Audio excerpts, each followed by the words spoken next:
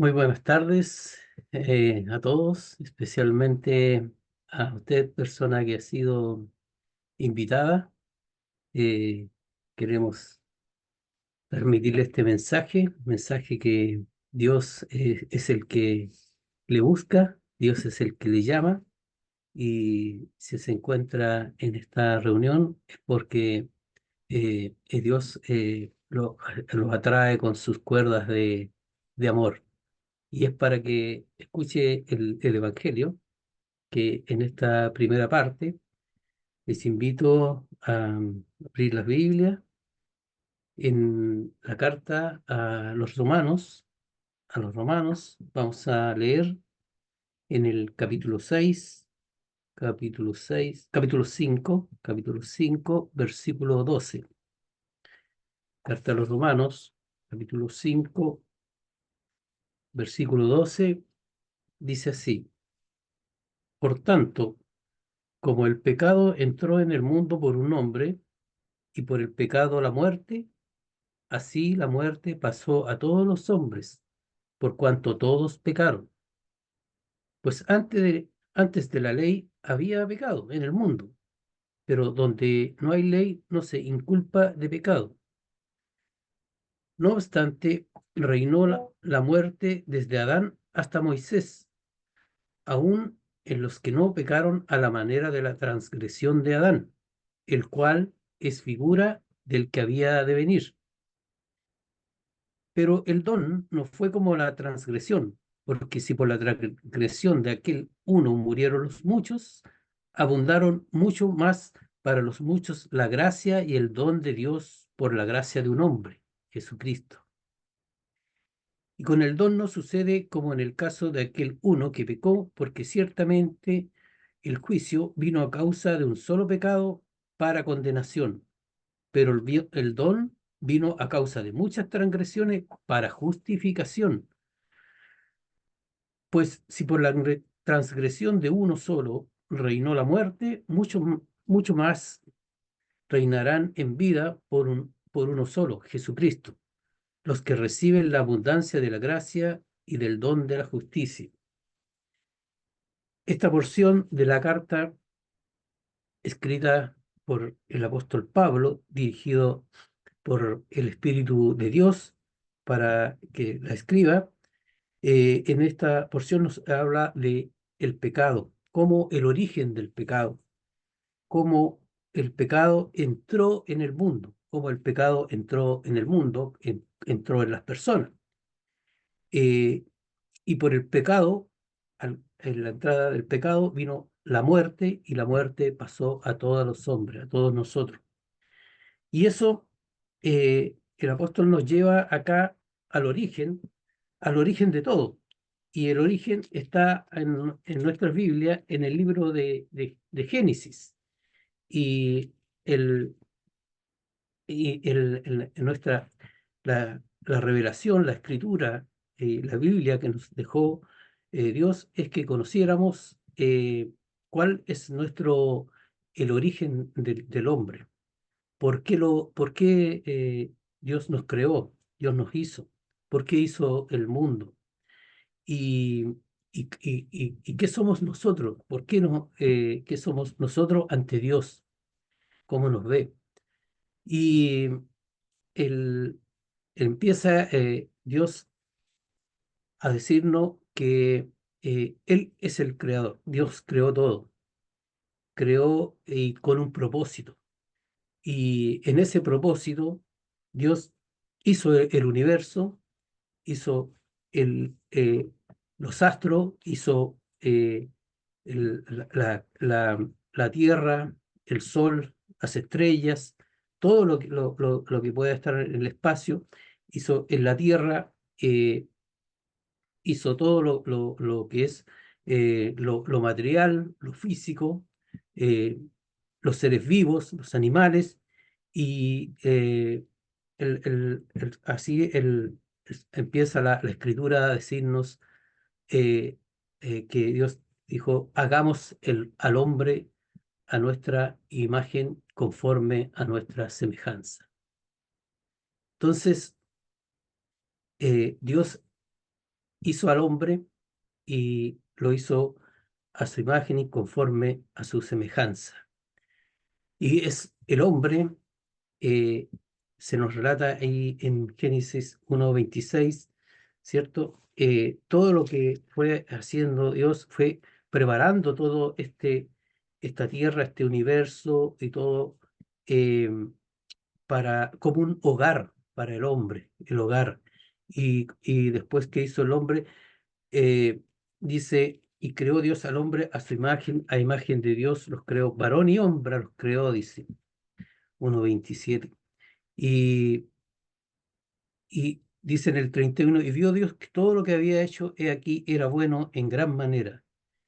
Y entonces, eh, el hombre creado a imagen y semejanza, el primer hombre, Adán, Dios lo creó y también, eh, Dios, le, le, le preparó este hermoso hogar, este, esta hermosa tierra, y también creó Dios a la mujer.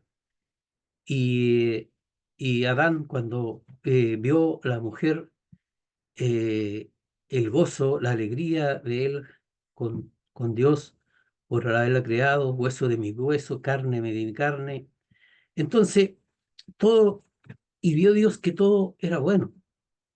Y como lo bueno que hizo Dios es perfecto, es hermoso, eh, toda la tierra, toda la armonía de los planetas, el sol, las estrellas, todo lo demás en armonía, en completa armonía, todo, eh, daba honra, daba gloria a Dios, todo. Los cielos, dice en uno de los salmos, cuentan su gloria y el firmamento anuncia la obra de sus manos. Y el hombre como corona de esta creación. Y, y Dios hablando con el hombre siendo agradecido, gozoso de todo lo que, y Dios dándole autoridad también para que se enseñorease de todo, para que pusiera nombres ahí, le dio autoridad, le dio esa libertad y esa responsabilidad. Entonces, es el diseño de nuestro Creador, un diseño perfecto, un diseño hermoso, y Dios lo al hombre lo creó adulto, ya adulto, para darle esas responsabilidades, para darle esas responsabilidades sobre la creación, para darle esas responsabilidades sobre su familia, eh, sobre su esposa, sobre con Eva, y también su relación para que tuviera una relación con Dios. Es decir, Dios creó a la humanidad y la creó a semejanza, para que, a semejanza en que el hombre tuviera pudiera estar facultado, esa capacidad de hacer el bien, de hacer, también exhibir el amor que tiene Dios, pero tenía que exhibirlo a nivel horizontal, es decir, a nivel de su familia, de Eva, y también el amor vertical, amor hacia Dios, su creador. Entonces, todo perfecto, y el hombre allí iba a ser el representante de Dios en la tierra, el representante de Dios en la tierra. Entonces, Adán así comenzó siendo el representante de la tierra, todo en armonía, todo en un gozo, todo en esa plenitud, pero Dios también le dio libertad y le dio responsabilidad para poder obedecer a su creador, y le dio un mandato para que él obedeciera, pero por su bienestar, por amor, por el amor de Dios, por su cuidado que tiene de su creación del hombre. Entonces le dijo que de todo, del árbol de la ciencia del bien no comerás, porque ciertamente que el día que lo hiciera moriría, moriría. Entonces ese es el amor, el cuidado de Dios para con el hombre, para que pueda seguir gozando del bienestar, pero allí entró la desobediencia. Y la desobediencia eh, es transgresión, como se nos habla también en esos términos. Transgresión es violar ese mandato que había dado Dios, y es porque lo rechazó, porque él quiso hacer su propia voluntad, su propio derecho, y dejar fuera a Dios en esto, desobedeciéndole, transgrediendo. Y esa transgresión, esa desobediencia es pecado, es el pecado. Y eso, ¿qué significa? Y el pecado se manifestó, se expresó cuando Dios buscó al hombre y lo llamó, ¿cierto? Y ya, eso primero se había escondido, se había escondido de Dios, después que se escondió, ¿cierto? Culpó a la mujer de haber pecado. Entonces allí se está expresando el pecado, y también la mujer también, también Dios le habló, también eh, le culpó a la serpiente.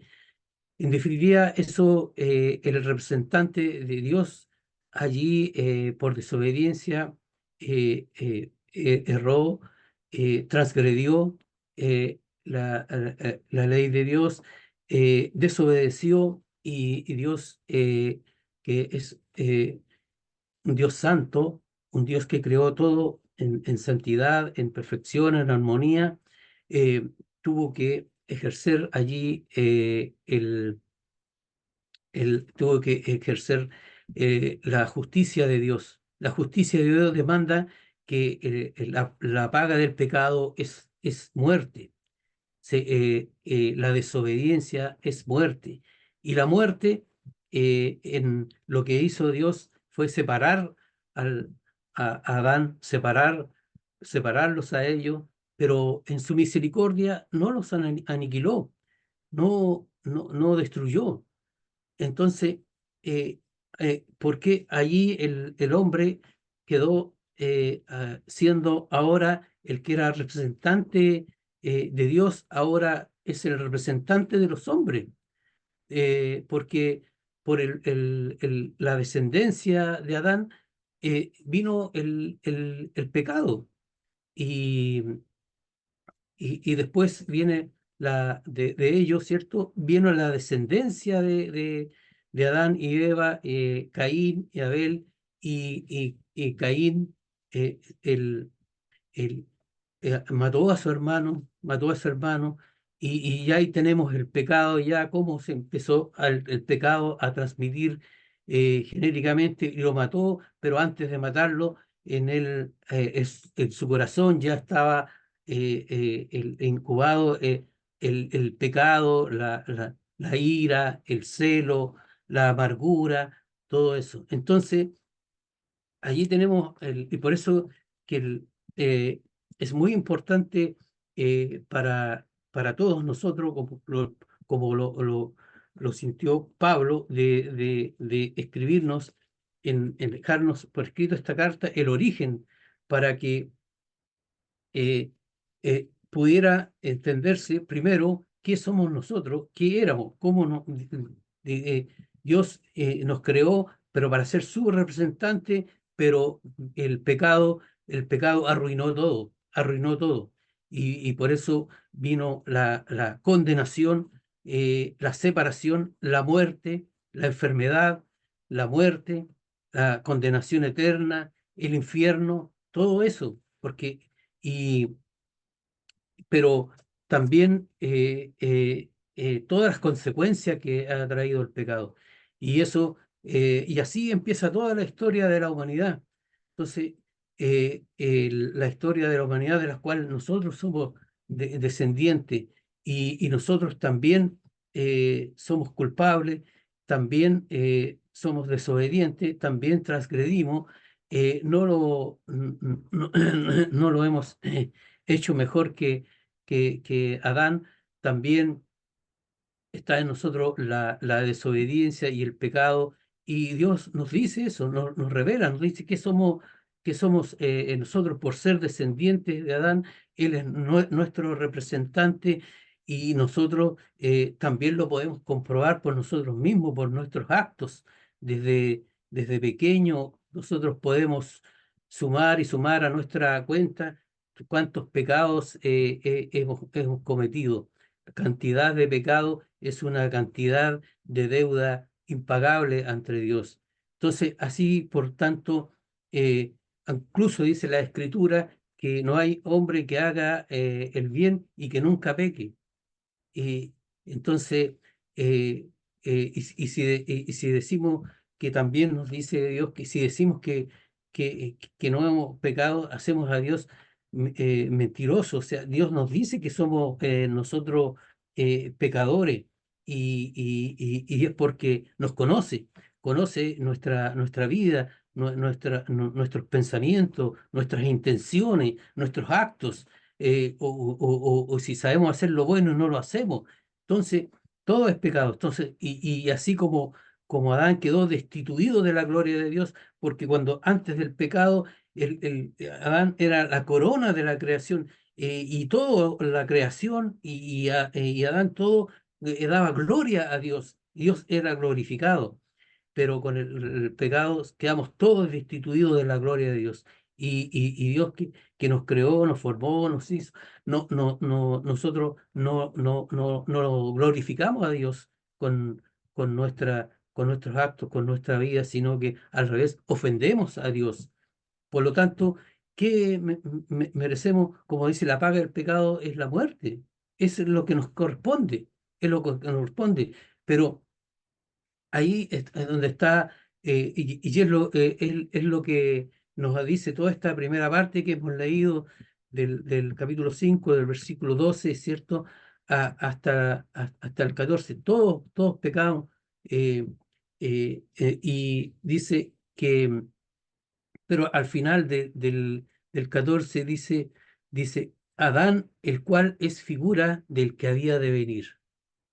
Adán es figura del que había de venir, porque eh, Adán falló como representante de Dios aquí en la tierra. Fue destituido de la gloria de Dios, pero a causa de su desobediencia, de su acto, a causa del pecado. Entonces Dios envió a su Hijo cuando estuvo el tiempo de Dios, el tiempo perfecto, cuando vino el cumplimiento del tiempo, nos dice la Escritura, Dios envió a su Hijo, nacido de mujer, a Jesús, a Jesucristo. Y él, Jesucristo, él se despojó a sí mismo, tomando forma de siervo, hecho semejante a los hombres. Y él, estando en la condición de hombre, se humilló, y él fue obediente. Todo lo contrario. Entonces, ahora sí viene un representante, y es Jesucristo, verdaderamente Dios, verdaderamente hombre, Dios hombre. Pero él dice que él se despojó a sí mismo, se negó a sí mismo, y él hizo todo lo que el Padre le dijo que hiciera, y todo dice, no hago nada por mí mismo, decía él, ¿cierto? El Padre le amaba a él, y el Padre ama al Hijo, el Hijo ama al Padre, porque el Hijo hace lo que al Padre le agrada. Entonces, una obediencia perfecta. Y el Señor Jesucristo estuvo acá entre los hombres, entre su pueblo, entre su gente, mostrando, revelando a Dios, a su Padre, en su justicia, su amor, su santidad, y así como Adán fue creado como un ser moral para que pudiera él exhibir y practicar la justicia, justicia en el sentido de rectitud, una rectitud moral, una rectitud perfecta. Entonces, el, eh, eso es lo que perdió Adán. Lo que no pudo mostrar a Adán fue esa rectitud moral, esa justicia de Dios, esa justicia en medio de su familia, de hacia Dios.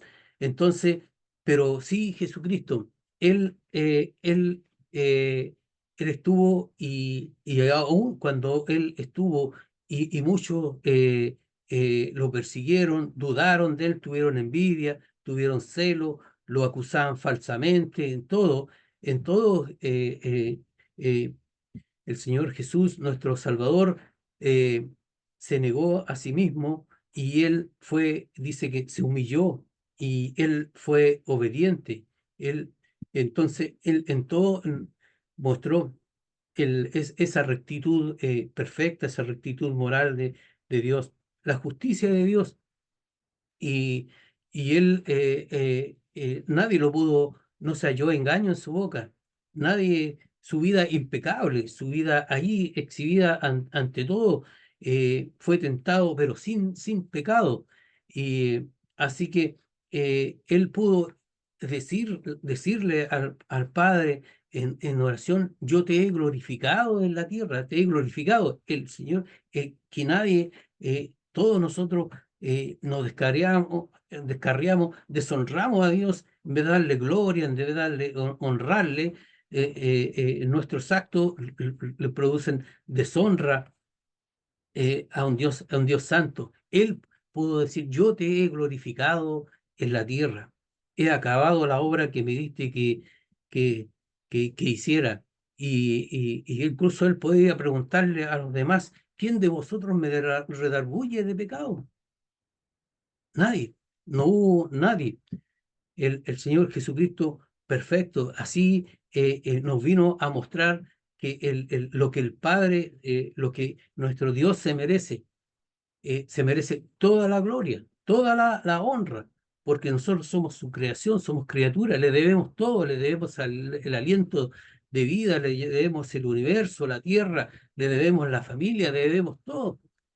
Entonces, por lo tanto, el Señor Jesucristo está siendo el ejemplo perfecto en su humanidad perfecta, mostrando cómo debe ser la relación correcta con el Padre. Pero nosotros no lo podemos hacer por causa de nuestro pecado, por mejores intenciones que tú tengas, que tengamos. No basta, aunque como decía la palabra que nos dice Eclesiastés, si te diga, aunque queramos hacerlo bueno, pero siempre tiene esa componente genética de pecado, nuestra intención, nuestros pensamientos, hasta incluso el apóstol Pablo ahí también tuvo que decir en algún momento: miserable de mí, ¿quién me librará de este cuerpo de muerte? El cuerpo de muerte, el cuerpo de pecado. O sea, él eh, sabía que era un pecador. Claro, todos necesitamos, todos necesitamos que nuestro pecado sea quitado para poder recién estar en la presencia de nuestro Dios y Creador.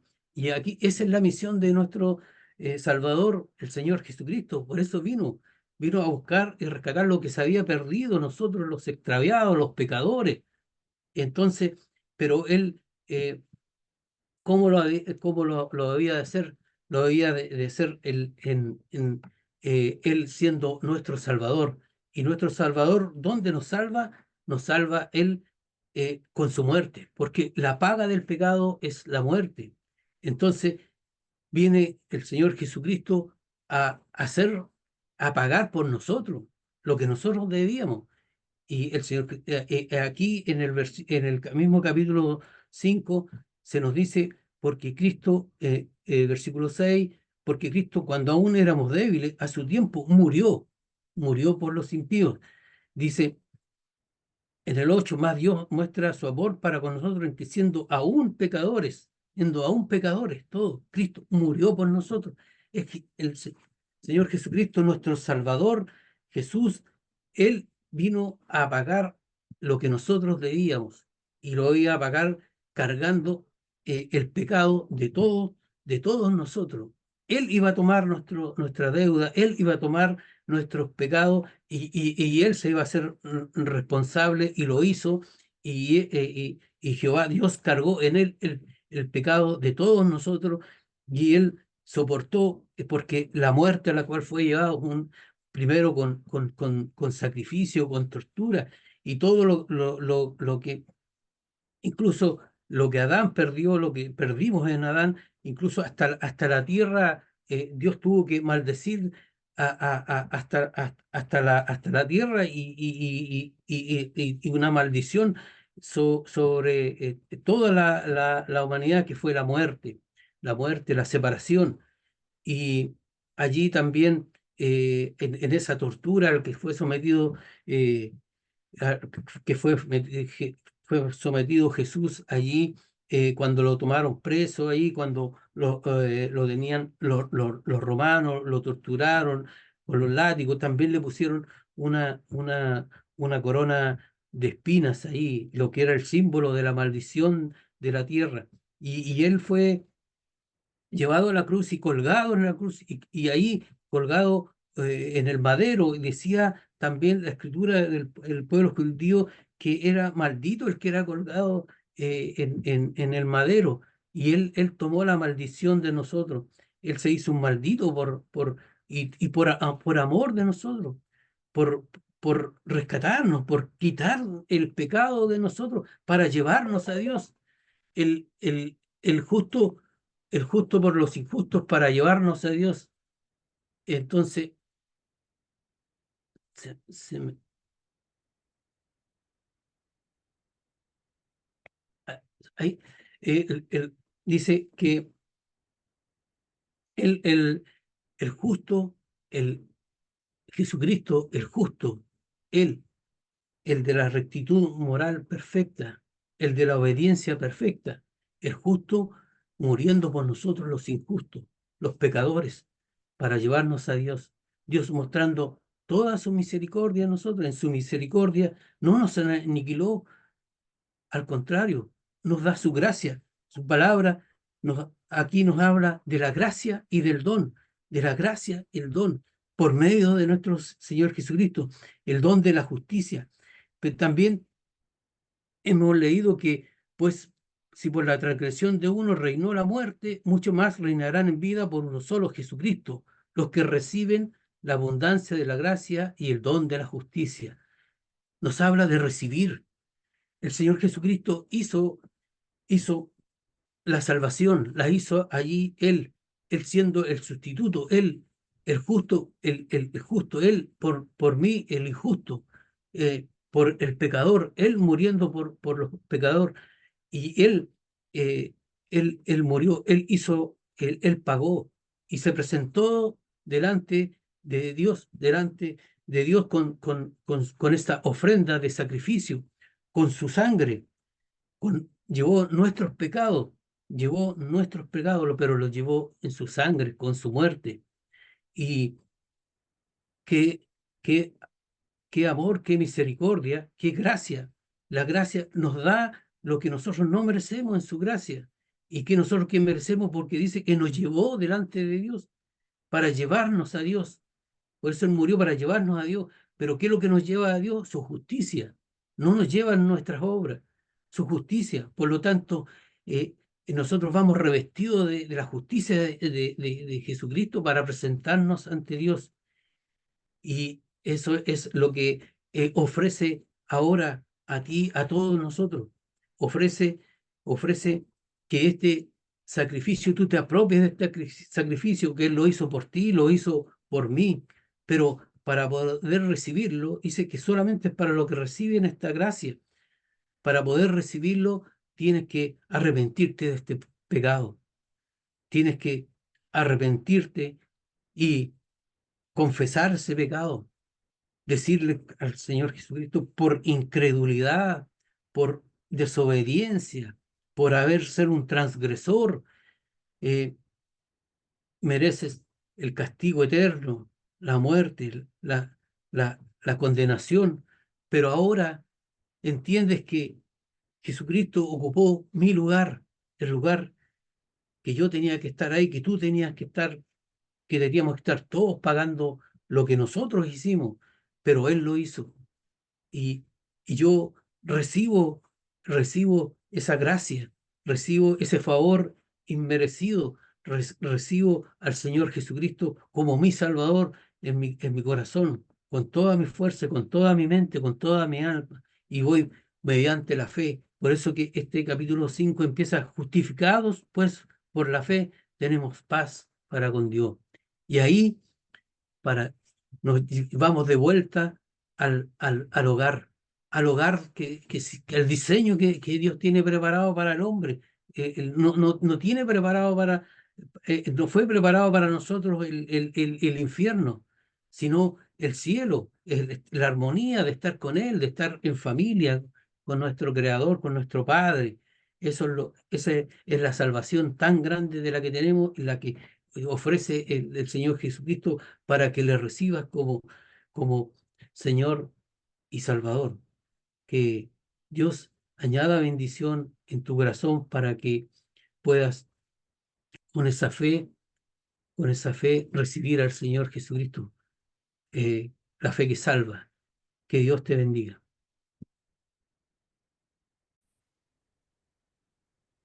Muy bien, muy buenas tardes. Muchas gracias a todos por venir, por querer escuchar el mensaje de salvación que anuncia Dios al pecador, en que Cristo Jesús, el Hijo de Dios, vino a este mundo siendo Hijo de Dios.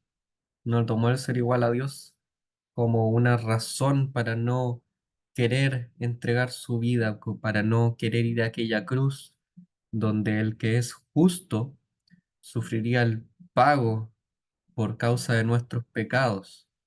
En ese sentido, ese mensaje quiero leer un trozo de una profecía de la Escritura y que podamos ver cómo Dios en su infinita misericordia nos tenía un Salvador, un Redentor que es tan glorioso, que es tan benditamente infinito y singular, que en la salvación que Él nos ofrece podemos ver una aparente contradicción en uno que es el Dios Todopoderoso, que salva, que redime, que perdona, y al mismo tiempo el bendito Rey, que igualmente es fuerte y poderoso y que puede todo con la palabra de su poder.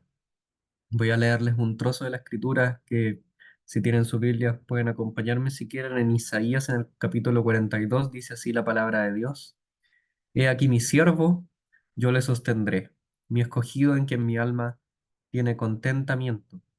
He puesto sobre él mi espíritu.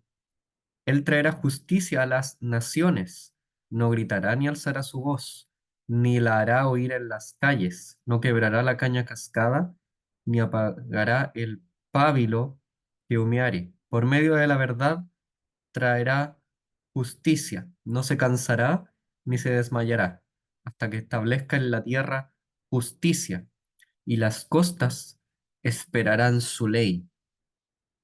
Hasta este punto en el libro de Isaías es un libro fantástico que habla acerca de la necesidad que tiene el pueblo de un rey, de un misericordioso y bendito rey que venga a redimir a Israel, que venga a redimir a su pueblo. En especial en esa época los reyes que habían eran tremendamente injustos y dados a buscar la salvación que necesitaban en las naciones. Había un rey, Jotán, con el que tuvo contacto Isaías, que con tal de hacer sentir a gusto a las personas de Damasco que invitó a su país, les hizo un montón de em, altares y cosas donde él les daba situaciones donde podían adorar a sus dioses paganos, y la Biblia nos dice que incluso llegó a destruir en la parte de arriba del templo donde se adoraba a Dios para poder hacer un lugar donde hubieran ídolos y donde pudiera adorarse a los dioses estos paganos,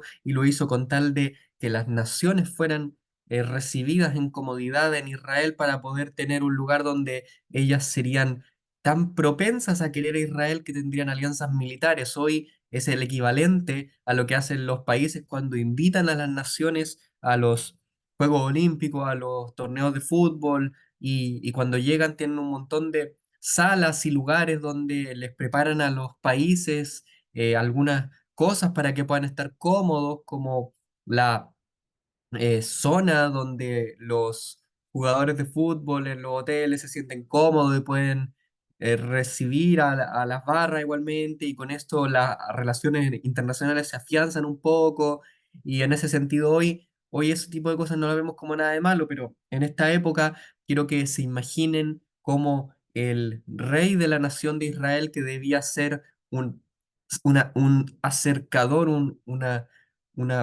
puente, una vara que acercar a las naciones a conocer al Dios verdadero, simplemente estaba alejando a las naciones de conocer al Dios verdadero, porque se vendía sus costumbres paganas con tal de que ellos le dieran una forma, un método de sentirse a gusto en sus naciones, y que a pesar de estar en Israel se sintieran tan cómodos con sus ídolos paganos que no sintieran la necesidad de querer adorar al Dios verdadero de los judíos de Israel. En ese sentido,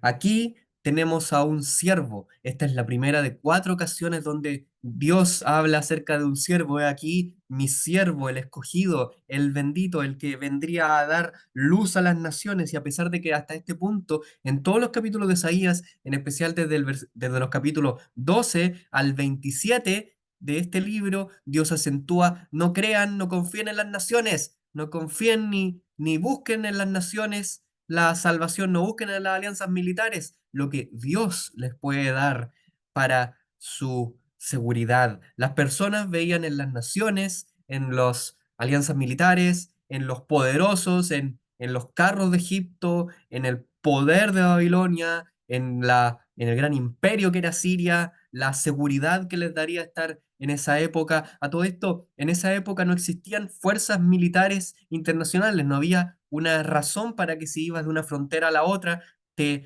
respetaran tus derechos. Los derechos se respetaban en tanto estuvieras en una nación y esa nación fuera poderosa y esa nación tuviera algún interés en cuidar los derechos de las personas, y eran pocas las naciones que hacían eso. En ese sentido, las naciones que aseguraran la protección, si eran tremendamente fuertes, las naciones débiles debían acoplarse a esa nación para que otras naciones no las conquistaran y no las anexaran. Las naciones tenían un ego, un cada vez mayor hambre de querer conquistar, y entre más fuerte fuera una nación, las pequeñas se verían con el miedo de que las conquistaran en cualquier momento.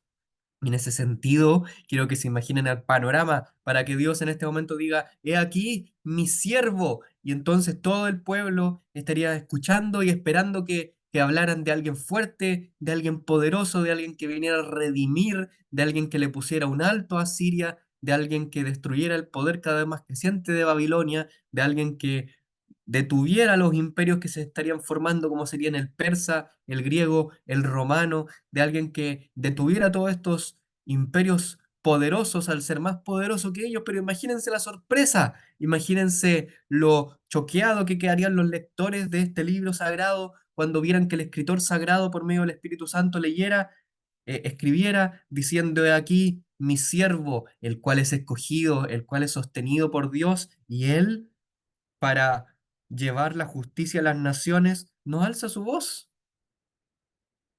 no alza su voz, ni hace oír su voz en las calles, no grita, ni en su gentileza, en su cuidado, la caña cascada y el pábilo que humeare, que son imágenes de cosas a las que se le está yendo la vida. La caña cascada es una rama rota que, si bien tiene vida de parte del árbol, está rota, está por caerse, no sirve para vivir. Se puede arrancar, se puede caer en cualquier momento con la fuerza del viento.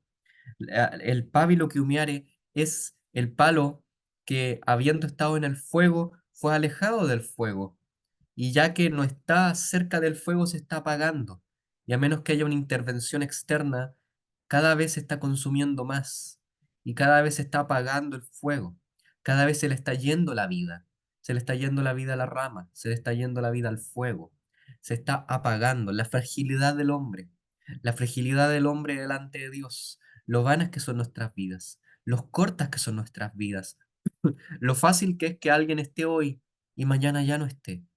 Lo fácil que es que por un defecto médico pequeño, algo tan diminuto como un pequeño tumor de este tamañito, puede causar un daño terrible en los cuerpos de las personas en el lugar y en el momento equivocados. La vida del hombre es frágil y en ese sentido nosotros pensaríamos que necesitamos un campeón, que necesitamos a alguien fuerte, que necesitamos a alguien que sea más poderoso que las fuerzas de la naturaleza y que pueda vencer esta fuerza y que pueda darnos una vida buena, una vida firme. Pero entonces aparece un hombre gentil que no alza su voz, que cuando ve las ramas rotas y y el fuego apagándose, un hombre fuerte diría, consigamos un árbol fuerte, un árbol vigoroso, consigamos una fogata más fuerte, consigamos algo que realmente dé vida, que dé resultados. Pero este hombre no apaga ni quiebra esas cosas. Él por medio de la verdad trae justicia. Hoy las personas más débiles son las más olvidadas de la sociedad. A pesar de que la mayoría de las leyes están siempre haciéndose y discutiéndose para ir en pos de los más necesitados, ahora hace poco subieron las cuentas de la luz de forma dramática y lo que más se pidió, lo que más se abogó, lo primero que se logró en cuanto las cuentas de la luz subieron, es que al menos las personas más vulnerables del país tuvieran alguna ayuda para poder solventar esto, porque el alza sería dramática y se aprobó casi de manera urgente que al ingresar al sitio de la electricidad en Chile, si usted es miembro de entre el 0 al 30% del porcentaje más vulnerable del país, según el Registro Nacional de Hogares, puede postular un subsidio inmediato. Y en ese sentido, muchas leyes son así, muchas leyes tratan de abogar por cuidar a los más débiles, a los más necesitados, porque es muy caro ser pobre. Al final, la persona con altos recursos, si se enferma de la misma enfermedad que el pobre, no es para tanto porque tiene un seguro que lo avala, pero la persona pobre no tiene un seguro tan bueno y le cuesta más llegar a, a los lugares de salud. Y puede que tenga que hacer una larga fila temprano. En ese sentido, la ironía, hay un paper económico que se llama Lo caro de ser pobre, que al final muestra que los modelos económicos tienen un problema que han hecho que sea tan caro tener pocos recursos que es muy difícil llegar a tener altos recursos si uno nace de un lugar de bajos recursos. Y, y eso es un problema. Eso es un problema porque al final la mayoría de las medidas que se toman en los países no están realmente tan enfocadas en ayudar a que las personas dejen de ser de bajos recursos y ayudarlas a pasar a otro, a otro escalón de la escalera. Eh, pero acá tenemos un hombre que cuando ve esas situaciones, que cuando ve la fragilidad de la vida humana, no alza su voz, no ejerce su fuerza, no rompe la vida, no interrumpe la vida, sino que da vida. Él, por medio de la verdad, trae justicia. Qué gran frase. ¿A qué se refiere con por medio de la verdad trae justicia? Los versículos siguientes explican, no se cansa ni se desmaya, ni se desmayará hasta que en toda la tierra establezca justicias y las leyes y las costas esperan su Torá. En este punto, donde las naciones se veían como algo lejano a las promesas de Israel, Dios les promete que aún las costas más lejanas de el antiguo Medio Oriente, de Asia, de Europa, recibirían la Torá, la ley de Dios, por medio de un hombre.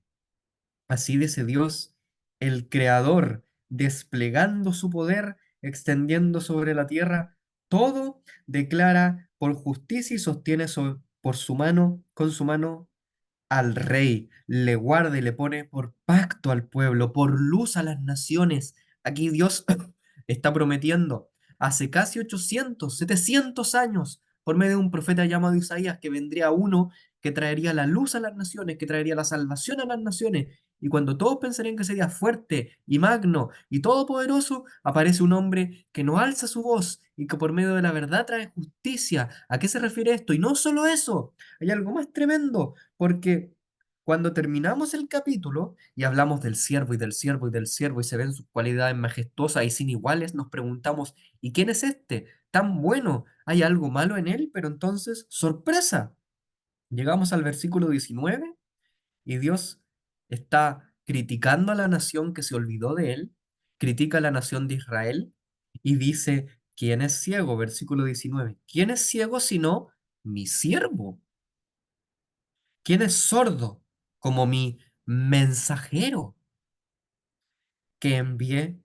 ¿Quién es siervo como mi escogido y ciego como el siervo de Jehová, que ve muchas cosas y no advierte, que abre los oídos y no oye? ¿Quién es este? ¿Quién es este? Y entonces nos preguntamos si nos damos un momento para pensar. Lea el capítulo completo si quiere después. Lea el libro completo en su casa. Lea acerca de la magnificencia y note las veces que Dios habla del siervo, en especial desde el capítulo 40 al 53. Perdón. Pero en este punto nos preguntamos, ¿cómo es posible que las cualidades magníficas y buenas del siervo, en especial de los versículos 1 al 14, se mezclen con las cualidades que al parecer no son muy buenas del siervo desde los versículos 19 al 25? Es en un mismo capítulo. Incluso los capítulos no están inspirados, es en un mismo texto. Unas líneas de diferencia, uno al lado del otro. ¿Cómo es posible? Algunos arreglan esto diciendo, por un lado está el siervo perfecto del capítulo 42, por otro lado está el siervo imperfecto de los versículos 19, por otro lado está el siervo de las naciones del capítulo 45 llamado Ciro, por otro lado está el siervo sufriente del capítulo 53. Yo creo que hay una conexión tremenda que Dios quiere tratar de hacer llegar a su audiencia por medio de profecías. En esta época, el pueblo se está olvidando de Dios. Están empezando un último reino con el cual Isaías tendría un cierto contacto, que era el reino de un hombre llamado Manasés, que era tan malo, pero tan malo que incluso él se olvida de los pactos de Dios y hace cosas terribles en contra de su familia, incluso, de tal forma que Dios determina mandar al pueblo al exilio. La historia misma nos enseña incluso que Isaías puede que haya sido asesinado en el reinado o al inicio del reinado de este último rey, o un poco antes de que llegara este rey para asegurarse de que Isaías no pudiera profetizar durante la época de este rey. En ese sentido, esto que escribió acá son profecías que Isaías dejó para el pueblo para cuando fueran exiliados, para cuando por sus pecados estuvieran lejos de las promesas de Dios y lejos de su soberanía. Usted, estimado, estás lejos de las promesas de Dios. Estás lejos de la bondad de Dios en el sentido de que nunca te has preocupado realmente de Él. Nunca le has buscado, nunca le has visto. Como dijo mi hermano en la primera parte de la predicación, si bien naciste, estás en tu padre Adán en el sentido de que pecas, de que no eliges la vida buena, no eliges la gloria de Dios, de que quizá la forma de buscar una... Mira los versículos incluso, considera lo que yo te he dicho, la forma en que el pueblo de Israel buscaba seguridad y protección era por medio de alianzas militares con las naciones, aun si por medio de ellas se olvidaban de su Dios, se olvidaban de su pacto. Y nosotros hoy buscamos muchas veces la vida buena y la vida segura por medio de las alianzas con cosas comerciales o económicas en este mundo. Tu seguridad se basa en cuán grande es tu cartera, en cuán bueno es tu seguro, en cuán bueno es el lugar donde vives. Pero saben, hay algo súper irónico. Estaba leyendo hace poco acerca de lo irónico que es la vida, la época donde vivimos, donde a pesar de que somos de las naciones en el tiempo histórico, con mayor, con menor tasa de muerte, con mayor índice de salud, con mayor edad, tasa de longevidad, con menores índices de problemas gástricos o intestinales en comparación con la historia, somos de los que más nos estresamos y lo pasamos mal en nuestras vidas. Las tasas de ansiedad y depresión son fuera de la... rompen, rompen récords en relación a la historia. Incluso uno se preocupa hasta en el desayuno de qué va a comer y todos los días sale una noticia de todo lo malo que es toda la comida y todo lo malo que es la dieta y toda esta otra dieta que igual está mala y al final los índices de ansiedad se ven asociados a la comida, al lugar donde vives, al lugar donde a lo que haces, a las pandemias, a las guerras, a las noticias. Todo siempre tiene una razón para pasarlo mal, a pesar de que somos de las naciones en el tiempo con mayor seguridad en la historia. ¿Por qué es eso? Porque en el fondo sabemos que delante de Dios somos pecadores, que estamos rumbo a la condenación, que no hemos hecho lo bueno, que nos hemos alejado de los buenos propósitos de Dios, que nos hemos alejado de la gloria de Jehová, que nos hemos alejado de la verdad que traería Él por medio de la justicia que traería Él por medio de la verdad. En ese sentido, te llamo, te insto, así como mi hermano, vuélvete a Dios, cree en la persona de Cristo para perdón de pecados, porque Él en la cruz tomó tu lugar, se revistió de injusticia para poder revestirte de su justicia. El que no conoció pecado, hay un versículo que lo resume muy bien, que resume este capítulo muy bien. El que no conoció pecado, el que no alzó su voz en las calles, el que nunca apagó un fuego ni rompió las ramas, el que nunca le negó un favor a nadie, el que incluso cuando las personas aún no creían en él, los sanaba a todos, el que nunca ha negado la salvación a ninguna persona en la historia de la humanidad. No hay nadie en la historia que pueda argumentar que está lejos de la salvación que Cristo ofreció en la cruz. No hay nadie que pueda argumentar que sus pecados son tan grandes como para no poder creer en la gloria de Cristo en la cruz. No hay nadie que pueda argumentar que Cristo le quita su gracia, le quita su amor. No hay nadie que pueda decir que le da el sol a todos, pero justo a él no, o le quita la lluvia o le quita la tierra. No hay nadie que pueda decir eso. No hay nadie que pueda apuntar con el dedo a la buena voluntad de Dios y decir que no le que nos negó algo, que le podemos negar algo. No hay nadie que pueda argumentar eso. Y aún así somos crueles y egoístas con Dios. Estaba leyendo acerca igualmente de un autor que hablaba acerca de este miedo que él tenía. Él no se considera ateo, se considera antiteo, porque él no quiere creer en Dios. Él como que cree en Dios, pero no quiere creer en Dios, porque él decía, ¿se imaginan vivir con alguien que te observa en todo momento, que te exige un estándar, que te exige algo? Ojalá no exista, él decía, ojalá no exista, solo puedo ser feliz si es que mi vida no vale nada, porque si él existe, significa que le debo algo a alguien. Y ese es un gran punto. Si es que Dios, si es que una deidad existe, entonces le debemos muchísimo porque él creó todo. Pero esta deidad, este Dios todopoderoso es bueno, es tremendamente bueno, porque mandó a su Hijo a la cruz y al que no conoció pecado, al que no le negó nada a nadie, al que siempre fue en la forma más absoluta que pueda creer, argumentar la humanidad más bueno que nadie, más bueno que todos, más bueno que todo lo que el hombre pueda crear, él se hizo pecado. En ese sentido, este capítulo habla de un siervo perfecto y luego habla de un siervo imperfecto. ¿Cómo puede ser eso? En la cruz, Cristo el Señor, el que es perfección, el que es el eterno Hijo de Dios, tomó esa perfección y la imputó a tu favor. Si es que crees en Él, si es que crees en Él para perdón de pecados, Él toma tu vida mala, la carga sobre sí mismo y a ti te da su vida buena. Es tratado como pecado en aquella cruz. Al que no conoció pecado, por nosotros Dios le hizo pecado y a ti para poder hacerte justicia de Dios en Él.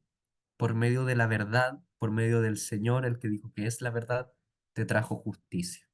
Estimado, este es el mensaje más glorioso que pueda existir. Qué gran intercambio, qué magnífica obra bendita se revela en el Evangelio de Isaías. El Evangelio antes de Cristo le han dicho. La gloria del siervo, que siendo perfecto se hace imperfecto, que siendo el que da vista a los ciegos, se hace ciego para dar vista a los ciegos. El que es engullido por la oscuridad en aquellas horas de tiniebla, se deja engullir, se deja ser alejado, ser dejado por Dios, ser desamparado por Dios para ampararte a ti. Estimado, el negar la, el negarte a creer en la obra de Cristo es de los pecados más serios que pueden existir. Ten cuidado porque ahora eres responsable. Ahora eres responsable de tu alma.